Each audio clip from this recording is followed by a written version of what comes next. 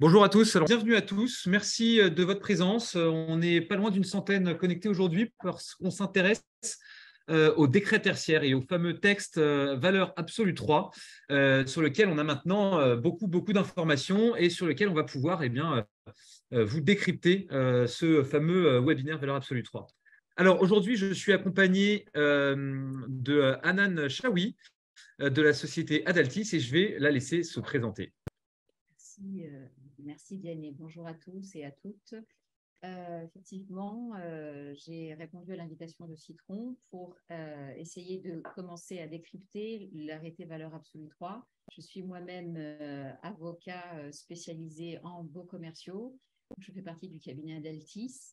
Notre cabinet est spécialisé notamment en droit de l'énergie, en droit public, droit immobilier. Pour ma part, je pratique la matière des baux commerciaux depuis 20 ans et c'est ce qui m'a amené à m'intéresser au décret tertiaire. On en reparlera peut-être un peu plus tard, mais la matière des baux commerciaux a été elle aussi impactée par le fameux décret tertiaire puisque le législateur, comme vous le savez, a voulu impliquer bailleurs et locataires dans la mise en place des règles qui découlent du décret tertiaire. Et donc, le bailleur et le locataire sont responsables, on pourra y revenir plus tard, dans le cadre de la mise en œuvre des objectifs de réduction de consommation énergétique dont nous allons discuter aujourd'hui. Merci beaucoup. Et moi, quant à moi, vous commencez à me connaître un petit peu puisque ça fait plusieurs webinaires qu'on fait ensemble pour décrypter ce sujet. Je m'appelle Vianney Raskin, je suis le fondateur de Citron, une société spécialisée en efficacité énergétique, une société française qui s'appuie sur globalement deux métiers. Le premier, un système de management de l'énergie digitale, donc une plateforme web, un logiciel accessible depuis un navigateur Internet qui va avoir comme mission de collecter toutes les données liées à l'énergie d'un patrimoine immobilier pour fournir à son utilisateur des outils de suivi, d'analyse, de reporting et toutes les armes pour pouvoir faire notamment sa déclaration sur Opérate. De l'autre côté, le métier de Citron, c'est également le conseil en efficacité énergétique. On propose des prestations intellectuelles, alors soit ponctuelles comme des audits énergétiques ou de l'AMO, soit récurrentes comme de l'accompagnement à l'amélioration continue de ces consommations énergétiques ou de la mise en conformité au décret tertiaire. Alors, très rapidement, puisque maintenant vous le connaissez tous bien, le décret tertiaire, c'est donc la fameuse obligation de résultat que demande l'État en matière de déclaration.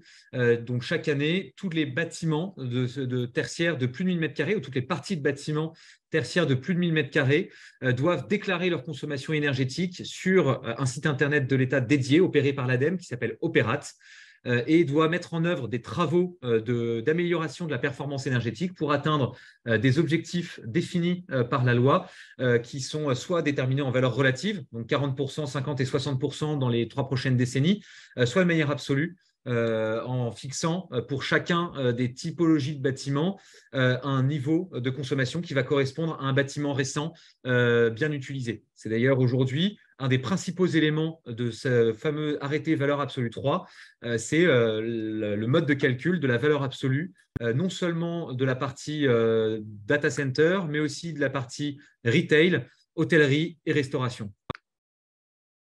Alors, pour prendre un petit peu de recul sur ce texte, on est quand même sur une réglementation qui est de plus en plus d'actualité. Cette réglementation, elle a commencé à voir le jour il y a maintenant plus de 10 ans. Et aujourd'hui, plus que jamais, elle est nécessaire. Alors d'abord, d'un point de vue environnemental, puisqu'on a un dérèglement climatique qui cause de plus en plus, toujours de plus en plus de catastrophes naturelles.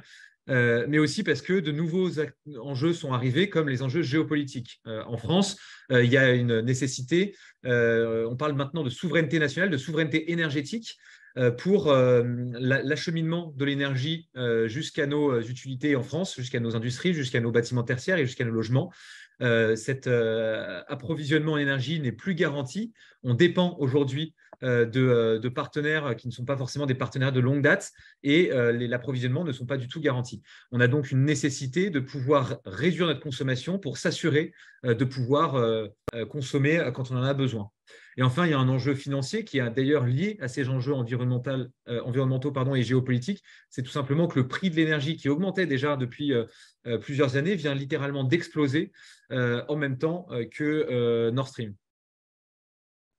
Alors, sur la première déclaration qui a eu lieu sur l'année dernière, eh bien, on a eu déjà 180, l'ADEME nous apprend qu'il y a eu 183 000 déclarations qui ont été faites pour un total de 553 millions de mètres carrés et une consommation de pas loin de 87 TWh. Sur le nombre de surfaces totales en France, de tertiaires totales en France, c'est 1 milliard de mètres carrés. Les estimations étaient de dire qu'il y avait 80 millions de mètres carrés. On me dit que vous voyez toujours la première slide de présentation. Est-ce que c'est le cas de tout le monde ou est-ce que vous êtes bien sur une présentation attendez, je vais essayer de… On rencontre un petit bug technique. On me dit que vous voyez que la première slide. Attendez, je vais essayer de voir comment c'est passé. Oui, ça a l'air d'être bon. Excusez-nous pour cette petite interruption. On a eu un petit problème technique. L'écran est resté figé. Je crois que c'est reparti. Pardon. Alors, donc, cette première déclaration, du coup, était pas tout à fait complète. Il reste des personnes qui ne se sont pas déclarées, mais globalement, sur les 800 millions de mètres carrés attendus, il y en a déjà 553 qui se sont déclarés. Et globalement, le 800 millions étant une estimation, on peut aussi s'attendre à ce qu'elle ne soit pas tout à fait précise. Mais en tout cas, il y a eu les acteurs du secteur tertiaire se sont clairement saisis en majorité de ce sujet, autour de 70-75%. Alors, les premiers enseignements de cette première déclaration, c'est que globalement, entre l'année de référence qui a été déclarée sur chacune des entités fonctionnelles et l'année 2021, il y a eu pas loin de 20% de baisse de consommation. Donc, sur la première décennie, la moitié du chemin est a priori déjà faite. On assiste aussi à un petit rebond de la consommation en 2021 par rapport à 2020. C'est à prendre avec beaucoup de pincettes dans la mesure où entre 2020 et 2021, il y a eu beaucoup de changements liés à l'année Covid, avec du télétravail, avec une réorganisation des entreprises assez massive, qui normalement est compensée dans les calculs par les ajustements en fonction du taux d'occupation. Il y a encore 5% d'écart. C'est très difficile de savoir si c'est effectivement 5% d'augmentation de la consommation ou si c'est effectivement un petit facteur lié au Covid.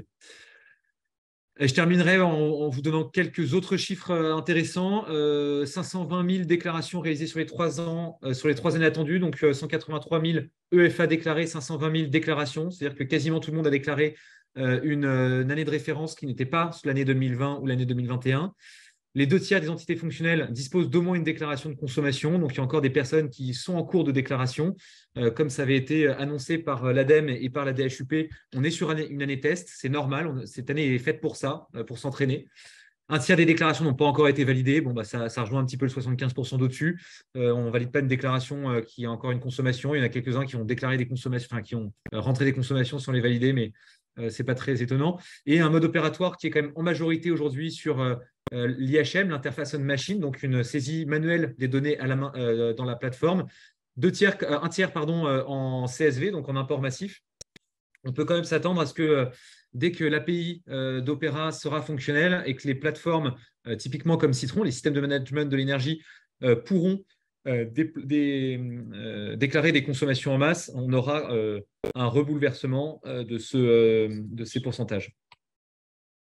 Alors, je ne vous refais pas tous les enjeux juridiques. Je vais surtout vous dire qu'aujourd'hui, on en est à 1, 2, 3, 4, 5, 6, au 6e texte lié à cette réglementation, que c'est les valeurs absolues du commerce, de l'hôtellerie et des data centers qui sont sortis.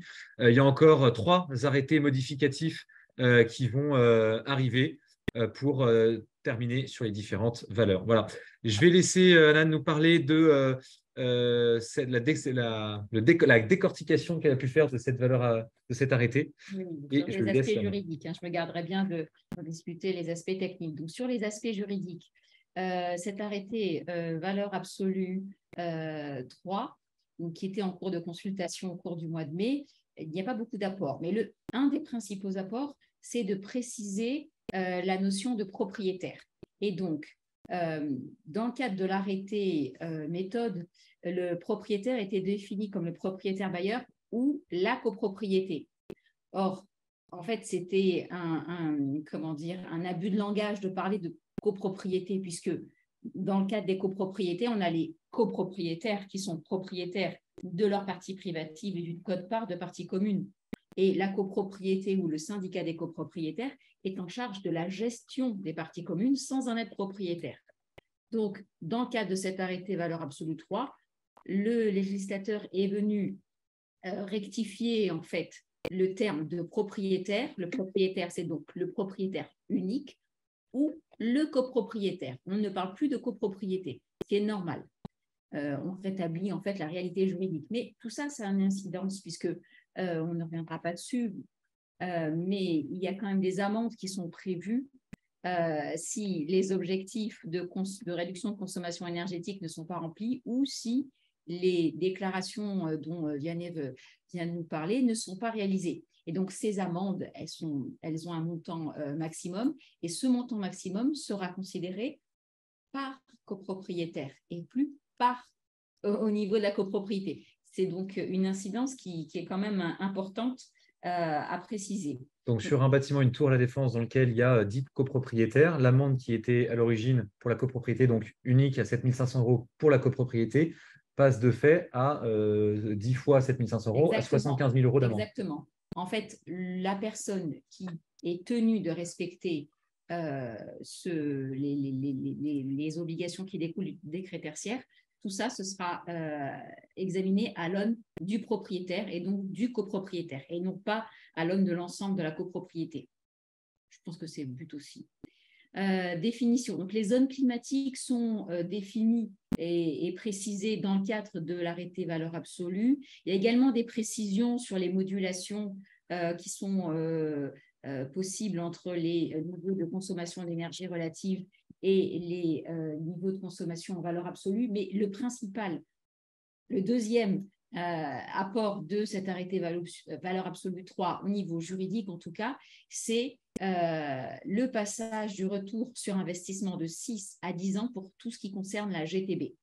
Donc, on pourra y revenir si vous avez des questions sur ce point, mais effectivement, dans le cadre du décret tertiaire, il y a l'obligation pour les assujettis de réduire la consommation énergétique relative ou de parvenir à la consommation en valeur absolue. Et ça, ce sont les règles. Pour autant, il y a des exceptions. Et donc, ces exceptions, elles ne sont pas, on n'est pas léger comme ça, on parle de modulation.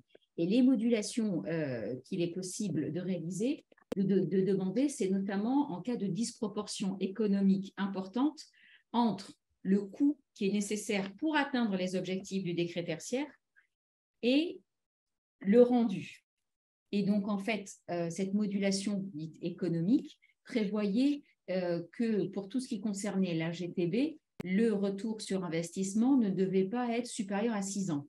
Et là, on est passé sur 10 ans. Nous échangeons tout à l'heure avec Vianney et il m'indiquait qu'en fait, la plupart des systèmes de GTB sont amortis en 10 ans.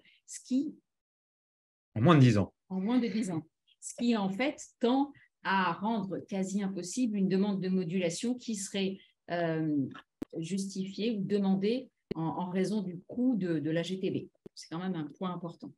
Et d'ailleurs, ça va bien dans le sens du décret Bax qui rend aussi obligatoire la GTB sur les surfaces tertiaires qui sont équipées d'organes de production de plus de 290, puis en 2025, puis de 70 kW en 2027, ce qui déjà de fait rend obligatoire la GTB sur la quasi-totalité du parc.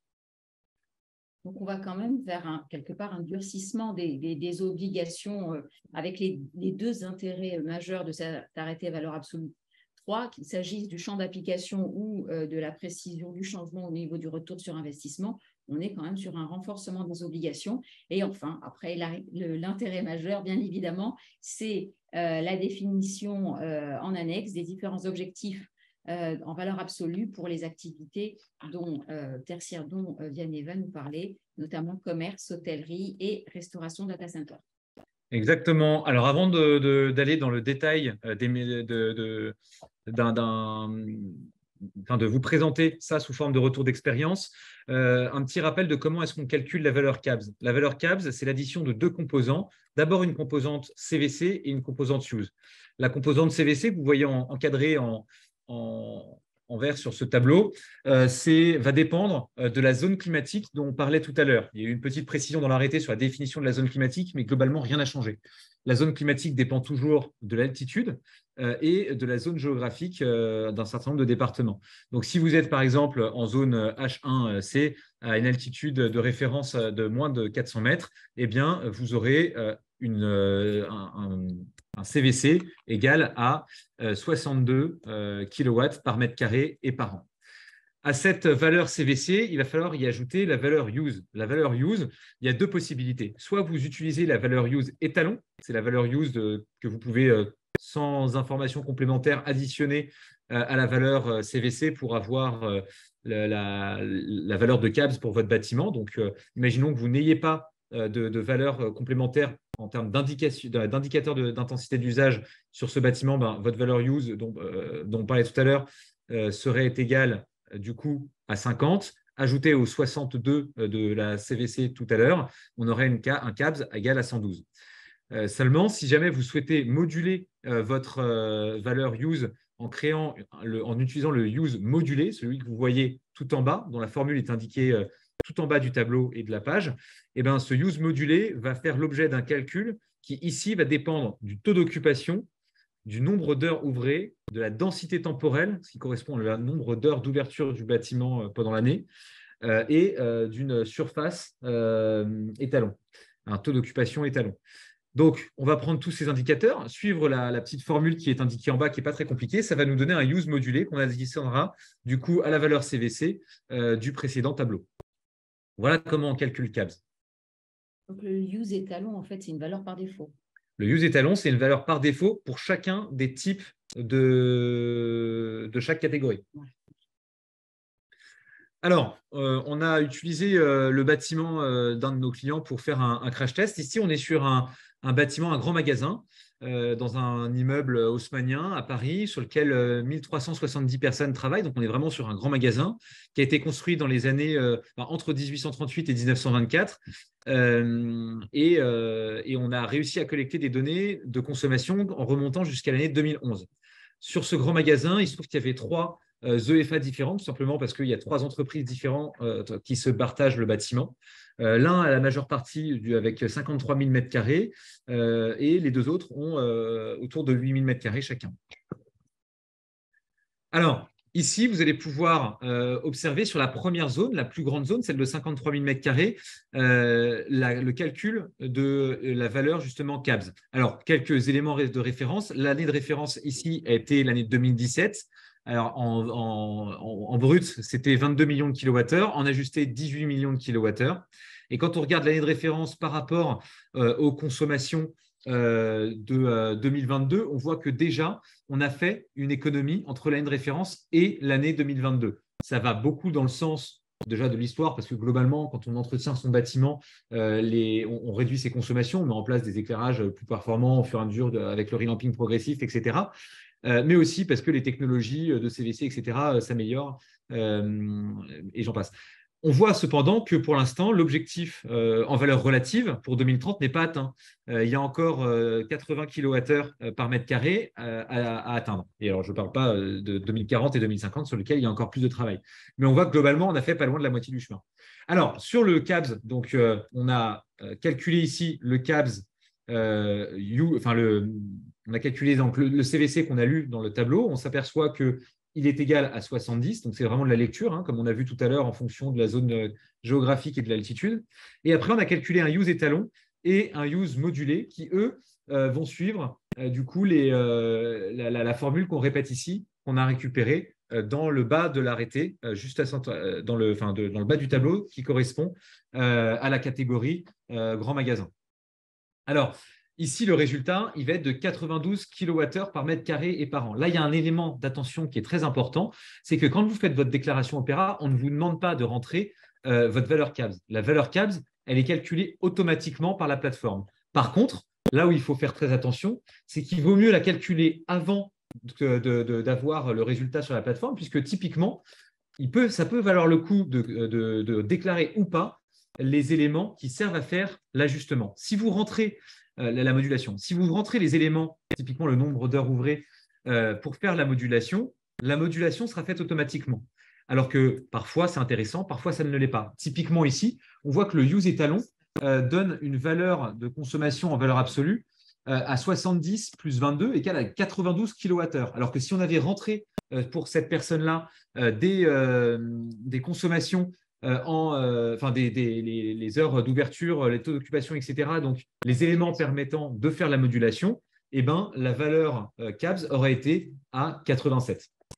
Bon, là, en l'occurrence, ça ne change pas énormément puisque de toutes les façons, les valeurs en valeur relative 2030, 2040 et 2050 sont de toutes les façons supérieures. Donc, la valeur CABS n'a de toutes les façons qu'on choisisse 92 ou qu'on choisisse 87, n'a pas d'impact. Si, elle a un impact pour le propriétaire et sur la notation éco-énergie tertiaire qu'il pourra avoir. Il pourrait passer d'une couleur à l'autre en fonction de l'élément. Alors ici, vous êtes sur la deuxième partie de ce même bâtiment. Et là, pour le coup, on voit que donc on a une année de référence qui était à 546 et une consommation 2022 qui était déjà à 322. C'est-à-dire que quand on regarde la consommation actuelle de cette partie du bâtiment, eh ben, elle a déjà atteint la consommation en valeur relative de 2030. Donc, on peut lui dire bravo, mais on peut aussi calculer la consommation en valeur absolue qu'il faudrait atteindre. Et bien ici, de la même manière, on va faire le même calcul que précédemment. Hein. Donc, la lecture, c'est au même endroit, c'est la même typologie, on est sur le même CVC. Le use étalon et le use modulé sont cependant pas les mêmes puisqu'on ne va pas être du coup sur la même typologie de magasin. On est ici sur de l'épicerie alors que tout à l'heure, on était sur textile, bazar, maison et bricolage. Donc, on n'a pas le même use étalon. Il est quasiment pareil, mais il n'est pas tout à fait le même. Et par contre, ici, on voit qu'on a plutôt intérêt à prendre le use modulé et pas le use étalon pour avoir l'élément la valeur CABS la plus haute possible. Donc, c'est encore un cas de figure différent qui est intéressant.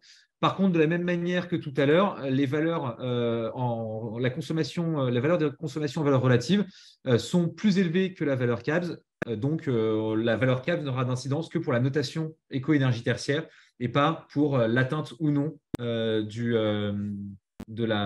décret tertiaire en 2030, 2040 ou 2050.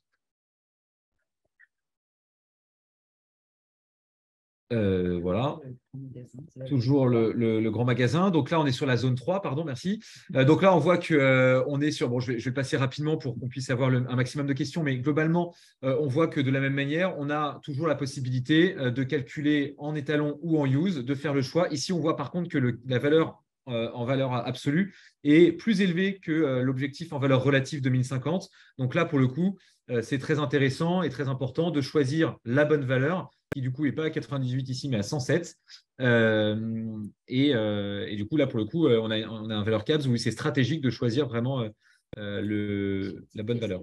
Oui. Question.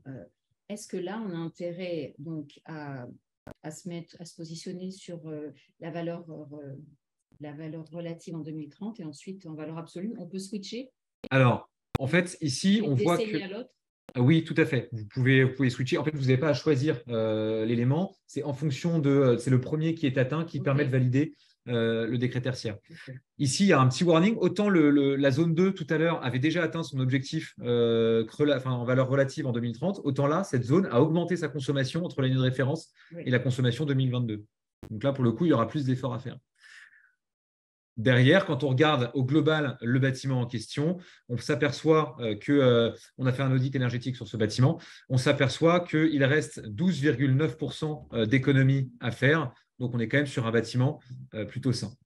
Je continue avec une autre étude de cas, cette fois-ci sur un hôtel. On est sur des hôtels qui sont au bord de la mer, qui sont des hôtels assez importants. Hein. L'un a une surface de 14 000 m² et l'autre a une surface de 2 000 m². On est sur des bâtiments aussi assez anciens, construits entre 1927 et 1980. Donc, chacun a une date de construction, sa date de construction. Et de la même manière, on avait des consommations depuis 2011. Alors là, vous allez voir de la même manière qu'on a la possibilité de calculer le CABS Seulement ici, il y a uniquement une valeur étalon et pas une valeur modulée. Donc ça va, nous, on n'avait pas les données pour pouvoir faire la valeur modulée. Le client n'a pas su nous la donner. Donc, il n'y a pas la possibilité de calculer cette valeur modulée. On prend directement la valeur étalon et on a une consommation qui est égale à du coup 145. On va additionner les deux sous-catégories, l'hôtellerie et la restauration pour la partie CVC, et le use étalon de l'hôtellerie, la restauration n'en ayant pas. On va avoir derrière une consommation de référence et une consommation 2022 qui a quasiment atteint son objectif en valeur relative, et un CABS qui va être du coup entre l'objectif en relatif 2040 et 2050. Voilà, alors bon, globalement, ça répète un peu les mêmes sujets d'un hôtel à l'autre. Ici, on voit qu'il y a encore 3% d'économie à faire au total des hôtels. Donc, c'est quand on s'amuse à faire, vous savez, cette possibilité que le décret tertiaire nous permet sur un même patrimoine immobilier de récupérer des économies d'un bâtiment pour l'injecter sur l'autre. Je vais un petit peu vite car on a déjà atteint la demi-heure qu'on s'était donnée. Si on veut pouvoir répondre à des questions, je passe les études de cas qui sont en doublon pour voir différentes situations. Je fais quand même un data center parce que c'est important. C'est le troisième gros élément de cet arrêté-là, de ces valeurs absolues. De la même manière, sur ce data center, on est sur des clients historiques de Citron, donc qui ont leur consommation qui remonte sur globalement assez loin, là aussi sur 2011. On est sur un data center qui, ici, fait 3000 m² et qui a, alors en termes de CVC, assez peu d'impact en termes de consommation. Par contre, le use étalon, là, est très important. Le data center va être refroidi au prorata et utilisé au prorata de la quantité de data qui passe. Donc, il peut y avoir une modulation envisagée. Ici, sans avoir les informations, on reprend également le use étalon. Et on va avoir du coup une consommation de référence à 1200 kWh par mètre carré. Donc, c'est des consommations très importantes. On est sur des data centers. La consommation de 2022 qui était à 944 avec une consommation en valeur relative à 721. De la même manière, on a fait une partie du chemin. C'est assez étonnant d'ailleurs, le retour de l'ADEME qui était de dire que 19% d'économie était faite en moyenne sur les bâtiments entre la consommation de référence et la consommation actuelle. Alors, eux prenaient la consommation 2021. Nous, on regarde la consommation la plus récente, donc la consommation 2022. Mais globalement, on le retrouve, à quelques exceptions près, comme on a pu le voir, on le retrouve sur les bâtiments. Globalement, les bâtiments ont quand même bien fait la moitié du chemin. Voilà, maintenant qu'on a pu parcourir ces études de cas et décortiquer cet arrêté qui allait assez vite, hein, il a été assez court. Les principaux éléments étaient des tableaux pour les commerces, les data centers et l'hôtellerie. Et donc, ça va assez vite.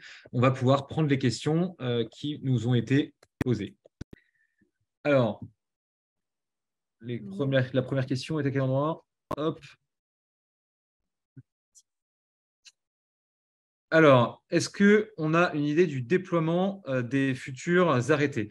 Alors, non, le planning n'est pas annoncé par l'ADEME ni par la DHUP. À chaque fois qu'ils s'y sont risqués pour essayer de donner de la visibilité aux différents acteurs, globalement, ils se sont toujours plantés. Donc, je pense que maintenant, ils arrêtent de donner des dates estimatives. Ils le font régulièrement, plutôt dans des contextes de groupes de travail internes, quand ils font des consultations, etc. Mais de manière générale, ils prennent énormément de pincettes. Ils n'annoncent plus ils ne font plus ce type d'annonce, tout simplement parce qu'ils estiment qu'il n'y a plus besoin de nouveaux textes pour pouvoir avancer, à l'exception de quelques valeurs absolues qui restent encore inconnues. Ils l'ont précisé d'ailleurs dans leur dernier webinaire de restitution suite à la première déclaration. 87% des déclarations pouvant être faites, ils estiment que maintenant, il faut avancer, qu'il est possible de faire sa déclaration sans forcément avoir la dernière valeur relative, et que du coup, il faut avancer sans forcément avoir les derniers textes. Par contre, les derniers textes sont bien prévus. Il va y avoir encore 3 arrêtés modificatifs qui vont parvenir. On a déjà assez de matière. On a déjà assez de matière pour travailler, c'est sûr. Ensuite, l'arrêté parle-t-il des parkings ou je crois reconnaître un de nos clients. L'arrêté parle-t-il des parkings ou doit-on attendre un arrêté 4 ou 5? La réponse est non, il faut encore attendre ces valeurs. Je suis désolé, Bruno, ce n'est pas encore sorti. Mais rassure-toi, tu seras vraiment le premier informé dès qu'on le saura. Ensuite, on a un spectateur anonyme qui nous dit bonjour, bonjour. Les indicateurs d'intensité d'usage pour l'hôtellerie sont-ils prévus, sont prévus pour quand? On ne le sait pas encore. On n'a pas encore du coup ces éléments-là. Ça participera aux prochains arrêtés modificatifs.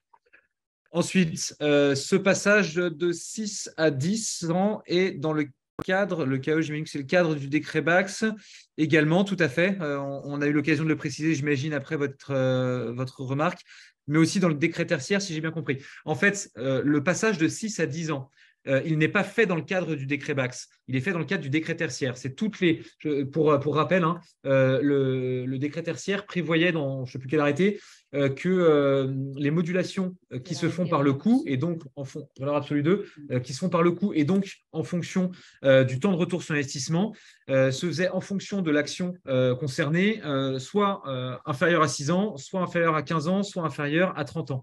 30 ans, c'était pour toutes les actions qui portaient sur l'enveloppe, donc quand on voulait faire une isolation thermique, etc. 15 ans, c'était pour tout ce qui était équipement, donc quand on veut remplacer un équipement par un autre. Et pour tout ce qui était régulation, c'était 6 ans. Ce fameux temps de retour sur investissement minimum, enfin maximum pour pouvoir sortir, moduler l'action par le coût et donc ne plus être contraint, ne plus avoir cette obligation de travaux, est passé de 6 à 10 ans.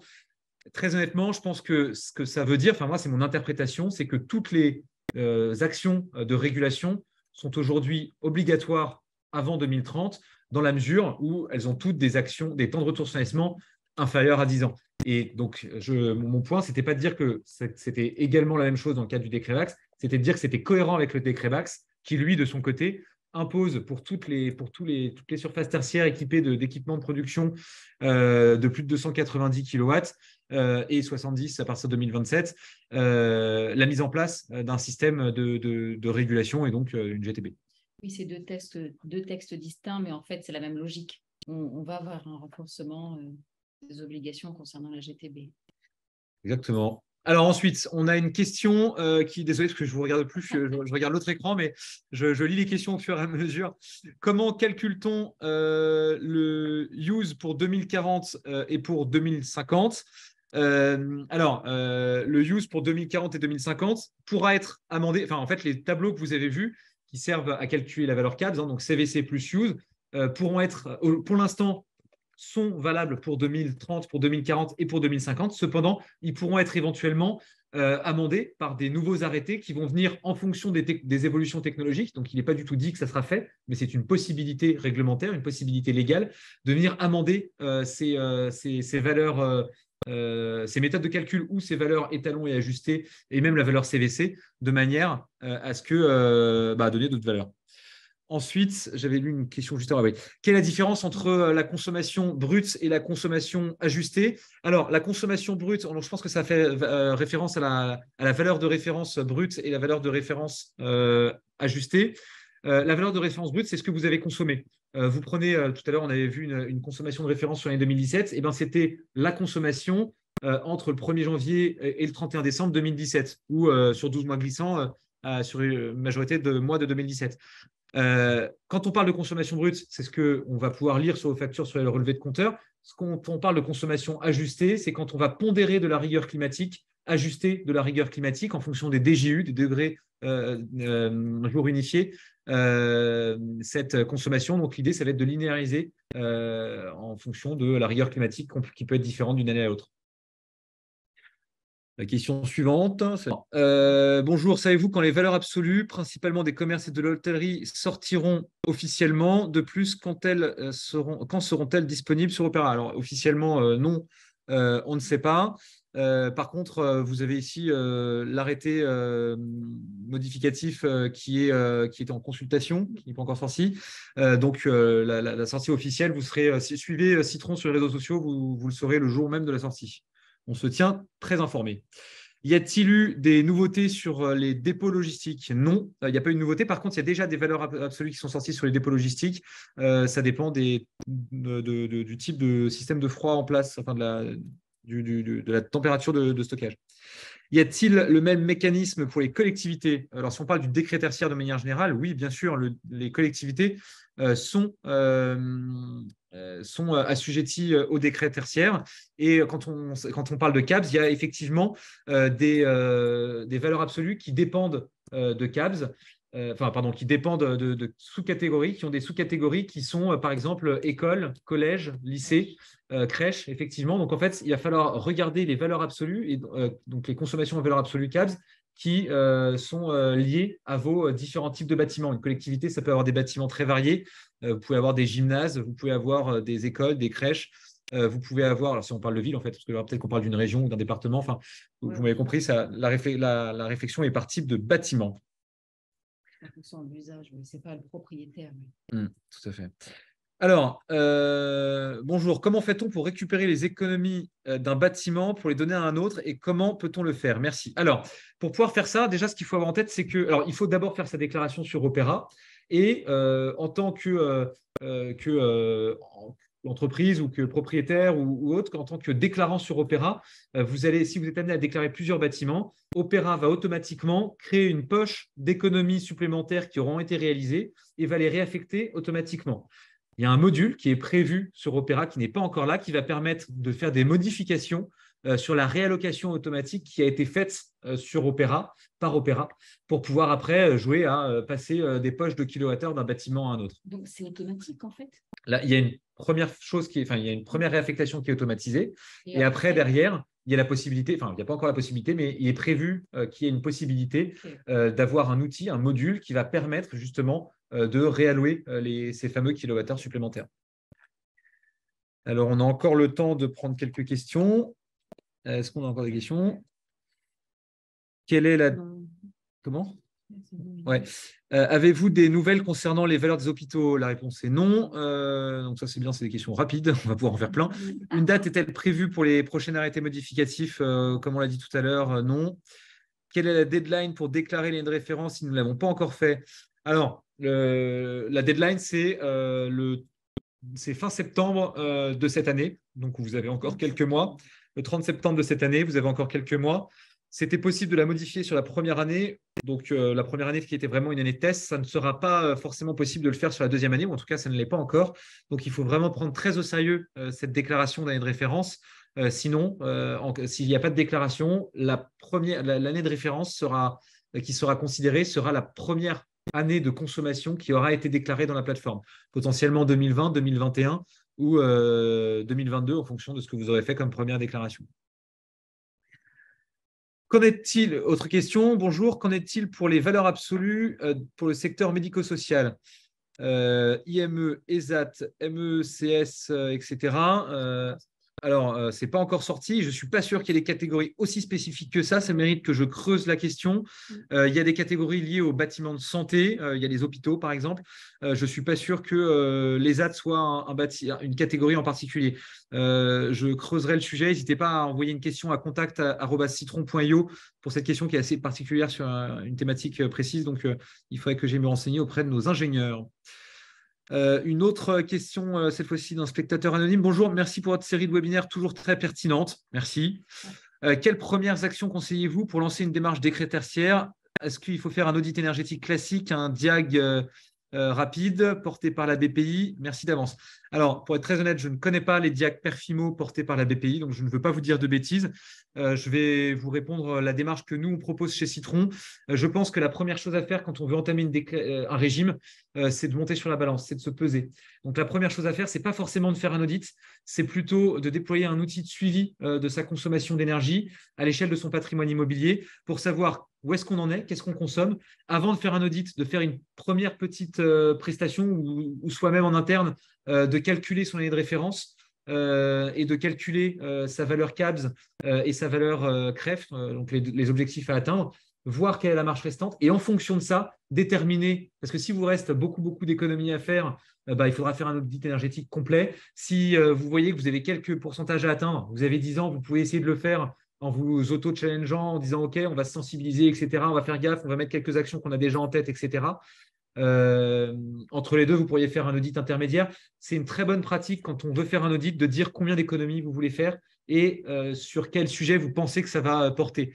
Un audit énergétique sur un même bâtiment, il peut valoir 1 000 euros, comme j'imagine un Diac Perfimo qui doit être quelque chose d'assez rapide. En tout cas, le nom laisse à penser que c'est quelque chose d'assez rapide. Ou ça peut valoir, je dis n'importe quoi, 30 000 euros parce qu'il y a des ingénieurs qui vont passer du temps, qui vont faire des mesures, qui vont faire des relevés avec peu d'informations à la base, etc. Bon, le coût d'un audit, ce n'est pas 30 000 euros en général, c'est plutôt autour de 5 000 – 6 000 euros, mais vous voyez que l'étendue du prix peut être très, très large. Donc, plus vous arrivez à préciser les éléments en amont, à faire passer votre connaissance du site et les objectifs que vous avez derrière en tête, et ben, plus vous aurez un audit qui sera adapté à vos problématiques. Voilà. Ensuite, on a une question de Adèle. La valeur modulée GSA ne peut-elle être calculée à date car il n'y a toujours pas de valeur absolue des parkings? Effectivement, si vous n'avez pas toutes les… alors, GSA, c'est grande surface alimentaire.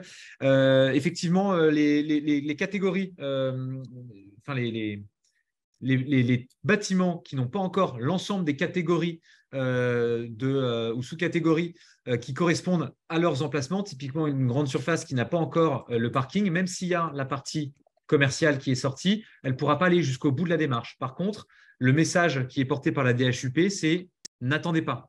N'attendez pas pour pouvoir déclarer vos consommations, une année de référence, etc. Même si l'année de référence ne sera pas hyper précise, elle reste calculable quand même. La consommation en valeur relative et en valeur absolue aussi. Donc, il faut absolument y aller. Ensuite, on a, alors je ne sais pas si c'est une question, mais on nous a écrit CAPS 2040 égale à CAPS 2030 moins 10%. Non, pas du tout. La valeur, j'imagine que c'est une question, la valeur en consommation CAPS 2030 pourrait être égale à CAPS 2030. Enfin, toutes les CAPS pourraient être égaux, quelle que soit l'année. Il n'y a pas de date attachée en fait aux valeurs absolues. Hein. Dans l'arrêté, on parle de valeur absolue. Alors peut-être que effectivement, c'est ce que vous disiez, peut-être que ça va évoluer, mais en l'état, il n'y a pas de date. Exactement. Une valeur absolue est ancrée pour les 30 prochaines années, sauf, et ils nous ont déjà annoncé officieusement qu'ils se laisseraient la possibilité de le faire, sans dire qu'ils allaient le faire, modifier par voie d'arrêté modificatif la valeur CAPS. Mais par contre, il n'y a aucune relation de pourcentage entre un CAPS d'une année à l'autre. Existe-t-il des valeurs absolues pour les piscines? Non, pas encore. Il y en aura sûrement, c'est l'arrêté, on me souffle dans mon oreillette, qu'il y en aura un dans l'arrêté 4. Quels arrêtés de valeur absolue concernent les établissements type EPAG? C'est là que c'est l'arrêté 4, pas les piscines, pardon. Les piscines, on n'a pas l'info. Comment est attribuée la notation des feuilles? Qu'est-ce que vous appelez les feuilles? Les feuilles, c'est la notation éco-énergie tertiaire. Alors, la notation éco-énergie tertiaire va se faire en fonction, alors c'est un petit peu technique, c'est en fonction de la pente qui va être effectuée entre, imaginez une courbe qui descend de manière linéaire entre votre consommation initiale à la date de votre année de référence et la consommation finale en 2040 en valeur en 2060, 50 de la dernière année, 30, 40, 50. En 2050, il faudra atteindre la valeur CAPS. Si jamais vous êtes dans la bonne trajectoire, vous allez avoir une feuille verte. Si jamais vous avez atteint si vous êtes en avance par rapport à la trajectoire, vous allez avoir 2 feuilles vertes. Si vous avez atteint CAPS, vous allez avoir 3 feuilles vertes. Si vous avez reculé, c'est ça, c'est comme à l'école. Si jamais vous avez une consommation qui est au-dessus de votre consommation de référence, vous allez avoir une feuille grise qui fait la gueule. Et si vous avez une consommation, il manque une feuille verte, du coup, non, une feuille jaune. Si vous avez une consommation qui diminue, mais que vous êtes en retard par rapport à la trajectoire, vous aurez une feuille jaune. Si vous voulez qu'on vous calcule ça, Adèle, n'hésitez pas à nous contacter, contact@citron.io. Bonjour, j'aimerais savoir comment est calculé le CAPS 2040. Le CAPS 2040, en fait, il n'y a pas de CAPS 2040, il n'y a pas de CAPS 2030, il n'y a pas de CAPS 2000, par année. Il y a un seul CAPS, le CAPS en l'état. Il y a un seul CAPS. Le CAPS est calculé en faisant CVC plus use, comme on a pu le voir tout à l'heure dans l'arrêté.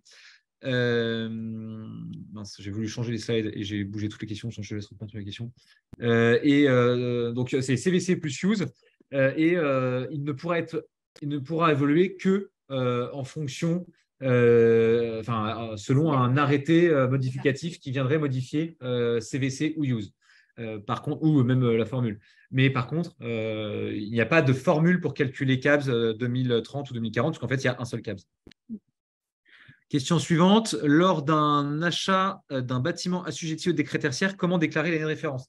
Eh ben, que ce soit une prise à bail ou que ce soit un achat, si jamais vous récupérez un bâtiment qui n'a jamais fait sa déclaration, l'année de référence qui sera prise en compte sera la première année sur 12 mois glissants de consommation que vous allez déclarer.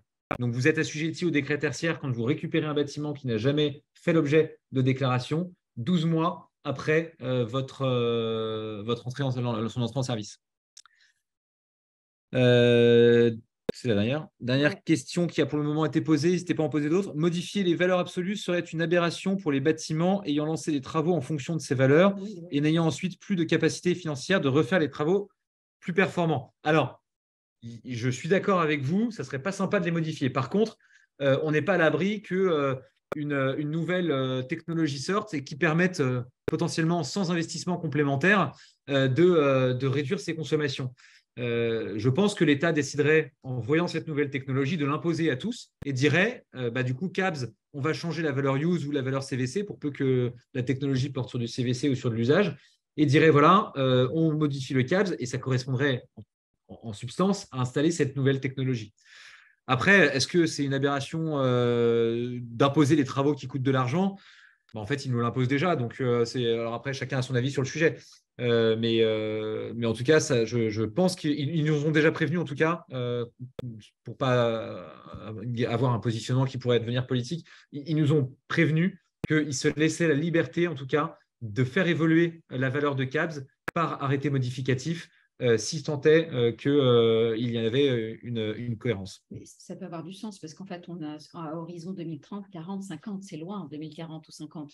Oui, c'est ça. Donc, les technologies pourraient vraiment évoluer. Voilà, c'est ça. Donc, je pense que c'est plus parce qu'en fait, ça a amené à concerner 2040 et 50 qui ne peuvent pas se fermer la possibilité. Tout à fait.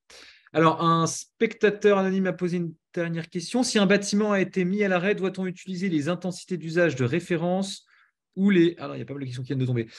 Si un bâtiment a été mis à l'arrêt, doit-on utiliser les intensités d'usage de référence ou les valeurs réelles? Je ne suis pas sûr de comprendre la question.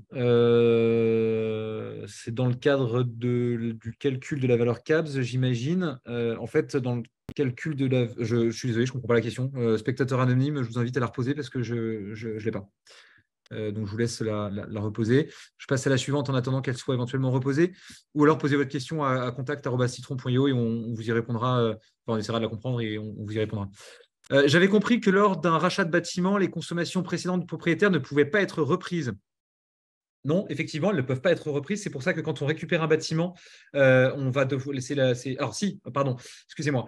En fait, ce qu'on va pouvoir reprendre, en fait, ce n'est pas les consommations du propriétaire. Enfin, d'une certaine manière, on ne peut pas récupérer directement les consommations auprès de l'occupant d'avant ou auprès du propriétaire d'avant. Par contre, si cette personne a fait sa déclaration, vous allez pouvoir, grâce à l'identifiant unique bâtimentaire, bénéficier des déclarations qu'il aura fait directement dans la plateforme Citron quand vous allez faire votre première déclaration. Donc, il y aura une continuité qui sera faite grâce à la plateforme Opera. Par contre, vous ne pourrez pas récupérer les données directement auprès de lui pour éventuellement les modifier. Donc, la seule chose qu'il faudra au moment de l'achat, parce que vous parlez d'achat, donc j'imagine que c'est dans le cadre de la constitution d'un dossier, ce qui est important de récupérer, c'est quelque chose qui n'existe pas encore. C'est pour ça qu'on est un peu dans une zone de flou en ce moment. C'est la preuve de dépôt que Opera est censé, d'un point de vue réglementaire, nous renvoyer, mais qu'ils ne savent pas encore nous renvoyer, qui indique notamment la notation éco-énergie tertiaire. C'est le même élément que vous êtes censé afficher dans les bâtiments de manière visible. Alors, question à Mme Chaoui. Alors, oui. je la lis. Comment faire si mon locataire ne déclare pas ses consommations? On a bien sûr déjà envoyé des courriers. Alors, la question que vous posez m'oblige un peu à expliquer le schéma.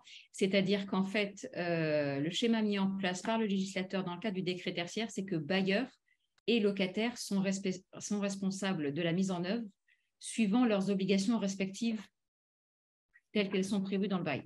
Donc, en principe, le bail, s'il a été signé après le décret tertiaire de 2019, en principe, le bail doit prévoir des indications en ce sens, et notamment l'obligation. Il faut non seulement l'obligation pour le preneur de déclarer sa consommation et ou la possibilité pour le bailleur de mandater une plateforme extérieure de Citron qui va procéder, elle, à la déclaration auprès d'Opéra. Si dans votre bail, rien n'est indiqué, vous pouvez le mettre en demeure, en fait, d'avoir à vous justifier qu'il a bien fait le nécessaire, en fait. Parce qu'en fait, si vous voulez, dans le cadre du décret tertiaire, le bailleur et le preneur concernant l'obligation de déclarer les consommations, le bailleur et le preneur sont responsables. Donc, en principe, c'est le preneur qui a ces informations, donc c'est en principe au preneur de le faire, mais le bailleur peut le mettre en demeure le locataire de le faire. Ensuite, concernant la charge des travaux, ça c'est autre chose. Ça, c'est les dispositions du bail et notamment les travaux de mise en conformité. Donc, si les travaux de mise en conformité sont en principe à la charge du preneur, on peut considérer que les travaux de mise en conformité qui découlent du décret tertiaire sont à sa charge. Je ne sais pas si j'ai assez répondu à ces questions. Je pense que oui, en tout cas, ça répond. Donc, la bonne pratique, pour conclure, c'est quoi? C'est d'envoyer des relances successives et de faire une mise en demeure pour avoir un dossier à présenter au législateur le jour où il vient pour mettre une amende? La bonne pratique en amont, dans le cadre de la rédaction des baux, c'est de prévoir l'obligation pour le preneur de déclarer et ou une autorisation du preneur, c'est-à-dire que le preneur autorise le bailleur à mandater un tiers pour s'assurer que le tiers va faire sa consommation, va faire une déclaration de sa consommation. En fait, dans le cadre des baux institutionnels et des baux types qui sont négociés depuis on va dire, 2 ans, la plupart des baux institutionnels prévoient une lettre de mandat de collecte de données. C'est-à-dire que la plupart des bailleurs, en fait, craignent de devoir être dans la même situation que la personne qui a posé la question. Et donc, la plupart des baux prévoient qu'il y a un tiers qui va faire cette déclaration pour le compte du preneur. Voilà. Sinon, oui, c'est de monter son dossier avec des mises en demeure et de justifier que le bailleur a fait le nécessaire. Alors, il y a une question aussi d'ordre très juridique. Bertrand nous demande si jamais une entreprise refuse de faire des travaux d'amélioration sur son bâtiment, qu'il a depuis 2020 et que c'est une passoire énergétique, mais qui décide de le vendre en 2028. Quel est le recours possible de la seconde entreprise vis-à-vis de l'atteinte de cet objectif? Si je le dis autrement… oui, de l'acquéreur en 2028, c'est ça? Exactement, même en 2030. En gros, ça sera impossible pour l'acquéreur en 2030 d'effectuer les travaux en 2 ans. Donc, il achète un bâtiment qui sera nécessairement pas en conformité. Je pense qu'il va y avoir une décote sur le prix, en fait.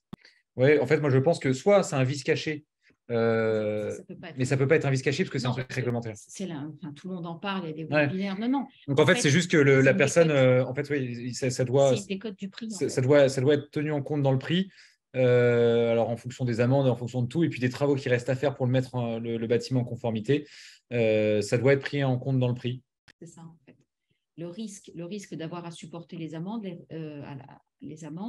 et puis le risque d'avoir à supporter des travaux en un temps. Ça sera un axe de négociation. Exactement. La même personne nous demande si une entreprise prend possession d'un bâtiment assujetti ayant déjà fait l'objet de déclarations, mais pour une activité différente. Par exemple, on achète une surface de bureau et puis on la transforme en un restaurant. Est-ce qu'on peut redéfinir une année de référence ou pas? Là, sur ce point-là, vous ne pouvez pas redéfinir une année de référence puisque le bâtiment va être considéré comme nouveau dans son usage. Par contre, l'année de référence qui sera considérée ne sera pas l'ancienne année de référence, mais les 12 premiers mois de consommation, un peu comme si aucune année de référence n'avait jamais été déclarée puisque le bâtiment, en changeant d'usage, devient un nouveau bâtiment, si je puis me permettre. Donc, ça veut dire que si on passe de bureau à restauration, on est bureau jusqu'en 2023, on est restauration à côté de 2024. L'année de référence pour la restauration, ce sera 2024. C'est l'année. Si on récupère le bâtiment, enfin si on transforme le bâtiment au 1er janvier. Et donc, on est vraiment sur une réglementation qui est liée à l'usage. Exactement. On a encore 2 questions. Alors, je vois qu'on a des gens qui nous disent au revoir et je les remercie d'avoir participé. On arrive au bout de l'heure qu'on s'était donnée. Je lis les 2 dernières questions et je ne pourrais pas en prendre d'autres. Finalement, c'est pas forcément les questions d'ailleurs. Finalement, le plus simple reste de mettre en œuvre des compteurs communicants comme cela si c'est le bailleur ou si c'est le locataire qui ne fait pas sa déclaration, on peut quand même accéder aux consommations. Tout à fait. Et puis même quand on cherche les actions de performance énergétique, au-delà de la déclaration, hein, pour trouver les actions de performance énergétique, le fait de déployer des compteurs communicants et même des sous-compteurs, c'est une très bonne pratique pour y arriver. Et vous allez voir que les sous-compteurs sont parfois obligatoires pour pouvoir séparer, par exemple, des consommations entre différentes surfaces de différentes catégories. Et la dernière question ou remarque, pour un bâtiment neuf ou acheté et inoccupé, l'objectif sera proportionnel aux années restantes dans la décennie. Alors attendez, pour un bâtiment neuf ou acheté et inoccupé, l'objectif sera proportionnel aux années restantes dans la décennie. Alors je suis désolé, je ne comprends pas ce que vous dites. Et comme on est arrivé au bout de l'heure, Fabien, je suis désolé. Parce qu'il y a plusieurs questions dans le. Je ne suis pas sûr que. Bon, je ne comprends pas la phrase en fait. Ce que je vous propose du coup, après il y a plein de gens qui nous remercient. Merci beaucoup en tout cas, le webinaire va devoir s'arrêter là, on est arrivé au bout du temps. Merci beaucoup Anan d'être venu nous expliquer les modifications de ce décret tertiaire. Et puis à Adaltis. Adaltis, vous avez les coordonnées qui sont affichées juste devant vous. N'hésitez pas à nous contacter, soit Anan, soit Adaltis, soit Citron, pour pouvoir tout simplement nous parler de vos projets ou nous poser les questions auxquelles on n'aurait pas pu répondre, notamment les deux qu'on n'a pas comprises. Je suis désolé. Elles étaient sûrement pertinentes, mais on ne les a pas. Et puis, je vous souhaite à tous une très bonne journée et je vous souhaite à tous de très bonnes vacances pour ceux qui vont bientôt partir. Merci à tous. Au revoir. Au revoir.